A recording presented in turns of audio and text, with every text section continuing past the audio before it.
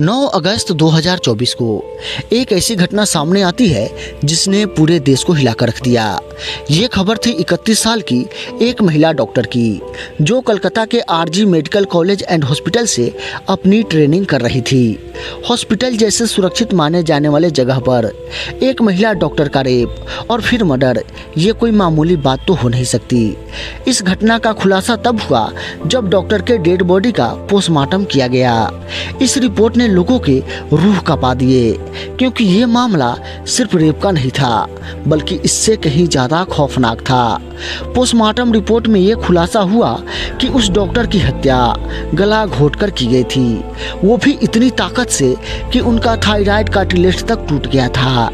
इस घटना से पहले डॉक्टर ने अपने आप को काफ़ी बचाने की कोशिश भी की थी, जिसका सबूत डॉक्टर के शरीर पर पड़े निशान से मिलता है। और सबसे डरावना सच तो तब सामने आया जब डॉक्टर के प्राइवेट पार्ट पर भी घावों के निशान मिले, जिससे साफ साफ जाहिर होता है कि ये एक मर्डर का मामला नहीं था, बल्कि रेप के बाद बड़ी ही बेरहमी से की गई हत्या थी। हॉस्पिटल के परिसर में इतनी बड़ी घटना घट जाती है और किसी को कानों कान तक खबर नहीं होती है। क्या उस रात कुछ ऐसा हुआ था जिसे जानकर आप भी बौखला जाओगे? और क्या वहाँ कोई और भी था जिसने इस क्रूर घटना को अंजाम दिया? और अगर था तो वो कौन था? सभी सवालों के जवाब को जानेंगे आज की इस वीडियो में। दोस्तों, इस वीडियो में हम उस महिला डॉक्टर को श्रुति के नाम से रेफर करेंगे। आप कंफ्यूज मत होना, ये उनका रियल नेम नहीं था। दोस्तों, श्रुति एक जूनियर ट्रेनिंग डॉक्टर थी, जो कोलकाता के RG Kar medical college and hospital में ट्रेनिंग ले रही थी। 8 अगस्त 2024 को दिन की तरह श्रुति अपनी नाइट शिफ्ट पर होती है और अपनी ड्यूटी कर रही होती है। तभी रात के 11 बजे उनकी मदर का फ़ोन आता है, जैसे कि हर दिन आता था, क्योंकि पेरेंट्स को अपने बच्चों की चिंता हमेशा होती है। उनकी माँ पूछती है कि बेटा, तुमने खाना खा लिया और तुम्हारी तबीयत ठीक तो है ना? तो श्रुति कहती है, हाँ माँ, मैं ठीक हूँ और अभी कुछ पेशेंट को देखने के बाद मैं अपने दोस्तों के साथ खाना खा लूँगी। इसके बाद श्रुति हॉस्पिटल के राउंड पर चली जाती है। सारे पेशेंट को देखते देखते श्रुति को रात के 2 बज जाते हैं। इसके बाद वो अपने दोस्तों के साथ हॉस्पिटल कैंटीन में खाना खाती है। खाना खाते खाते रात के 3 बज जाते हैं। इसके बाद वो हॉस्पिटल में बने सेमिनार हॉल में जाकर रेस्ट करने लगती है और श्रुति को रेस्ट करते करते सुबह के 7:30 बज चुके थे। तब भी वो बाहर नहीं आती है, जो काफ़ी हैरानी की बात थी, क्योंकि कभी भी वो आधे घंटे से ज़्यादा का ब्रेक लेती ही नहीं थी।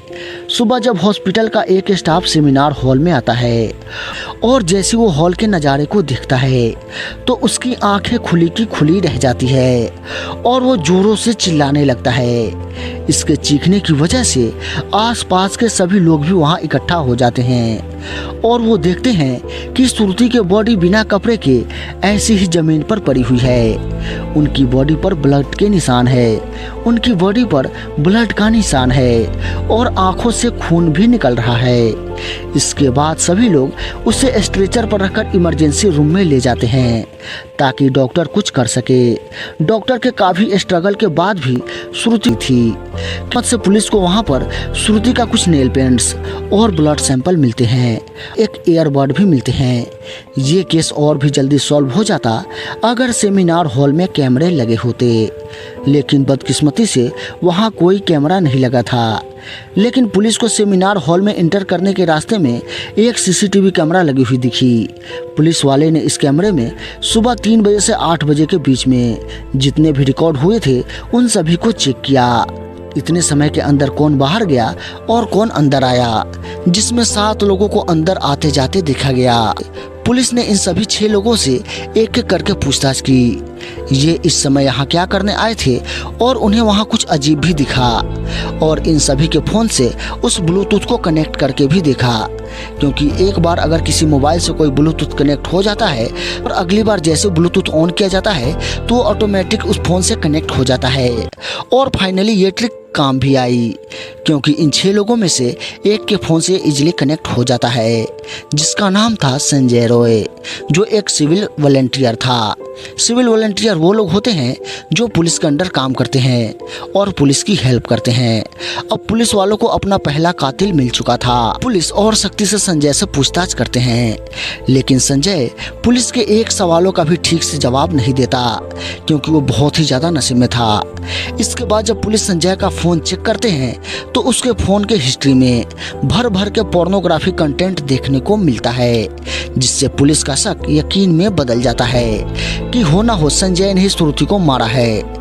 इसके बाद पुलिस वाले उसे और डराने लगते हैं, जिसके बाद वो अपनी सारी जुर्म कबूल कर लेता है और ठोस सबूत के लिए पुलिस संजय के घर जाते हैं। वहाँ उन्हें एक जूता मिलता है जिस पर खून के धब्बे लगे थे। खून को पुलिस वाले कलेक्ट कर लेते हैं। इसके बाद उन्हें संजय के घर के बाहर कुछ कपड़े भी सूखते हुआ दिखता है, और ये वही कपड़े थे जो उस दिन संजय ने पहना था, क्योंकि ये सब कुछ सीसीटीवी में कैद हो चुका था, जिससे साफ जाहिर होता है कि संजय सबूत मिटाना चाहता था। पर कहा जाता है ना कि हकीकत कभी नहीं छुपता। और जब पुलिस संजय से पूछताछ कर रहे थे तो संजय बहुत ही नशे में था और वो पुलिस वालों को ठीक से जवाब तक नहीं दे पा रहा था। और ऐसा वो क्यों कर रहा था? नहीं कि वो पुलिस वालों से बचने के लिए ये सब कर रहा था। ये सब तो जांच में पता चल ही जाएगा। और जब उसके सूज पर लगी उस ब्लड को लैब भेजा गया तो वो श्रुति के ब्लड से मैच कर गया। और जब सारी तहकीकात की गई तो बाद में पता चला कि उस रात 11 बजे संजय बहुत ही ज़्यादा नशे की हालत में हॉस्पिटल गया। अब क्योंकि वो हॉस्पिटल में नाइट ड्यूटी करता था तो उसे हॉस्पिटल के चप्पा चप्पा पता था कि कहाँ कैमरा है और कहाँ नहीं, इसलिए वो आराम से 4th फ्लोर पर जाकर बैठ जाता है, क्योंकि वो नहीं चाहता था कि उसे कोई इस हालत में देखे, क्योंकि अगर उसे कोई देख लेता तो उसकी नौकरी चली जाती।